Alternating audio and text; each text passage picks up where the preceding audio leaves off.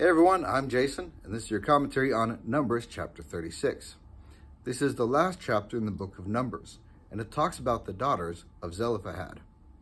In chapter 27, we learned that Zelophehad had no sons, and the daughters came to Moses wondering what was going to happen to their father's land. God promised that the land would go to the daughters.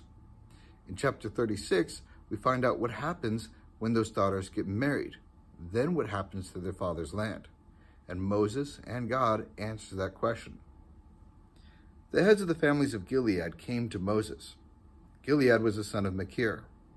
The family heads were from the tribe of Manasseh, so they were in the family line of Joseph. They spoke to Moses in front of the leaders of the families of Israel. They said, "The Lord commanded you to give shares of the land to the Israelites. He told you to cast lots when you do it. At that time, the Lord ordered you to give our brother Zelophehad's share to his daughters. Suppose they marry men from other tribes in Israel. Then their share will be taken away from our family's land. It will be added to the land of the tribe they marry into. So a part of the share given to us will be taken away. The year of Jubilee for the Israelites will come. Then their share will be added to the land of the tribe they marry into. Their land will be taken away from the share given to our tribe." The year of Jubilee was a special year. It happened every 50 years where everything would be reset. All debts would be paid. If you sold yourself into slavery, you'd be set free. So the year of Jubilee was a big year for them. The problem with the reset, though, is if the daughters of Zelophehad were to have married outside of the tribe, to whom does that land now belong? And so Moses is about to answer that question. Then the Lord gave a command to Moses. He told Moses to give an order to the Israelites. Moses said, "What the tribe and the family line of Joseph is saying is right. Here's what the Lord commands for Zelophehad's daughters. They can marry anyone they want to, but they have to marry someone in their own family's tribe. Property in Israel must not pass from one tribe to another. Everyone in Israel must keep their family's share of the tribe's land. Suppose a daughter in any tribe of Israel receives land from her parents. Then she must marry someone in her father's family and tribe. In that way, every family share will remain in its family line in Israel. Property can't pass from one tribe to another.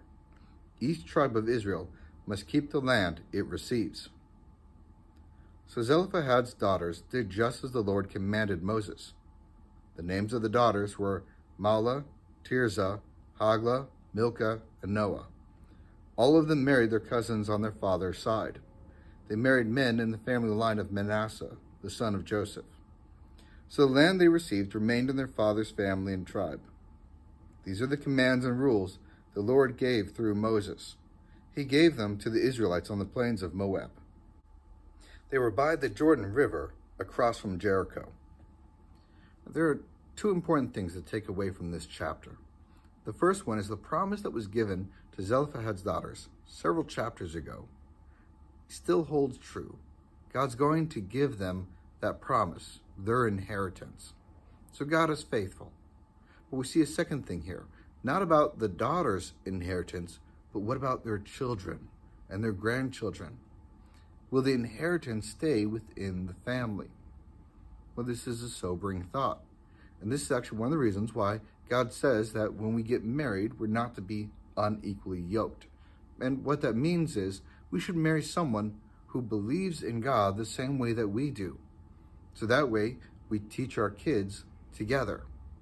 That gives them a much better chance to accept the truth of the Messiah. If you marry someone who's not a believer, now you're presenting conflicting thoughts before your kids.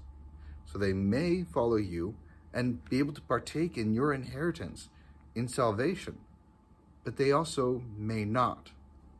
So we have to be very careful who we marry, not just for ourselves.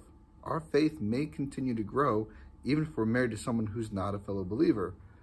But what about that of your kids? That is it for our commentary on Numbers chapter 36. Thank you so much for joining me, and I'll see you guys next time.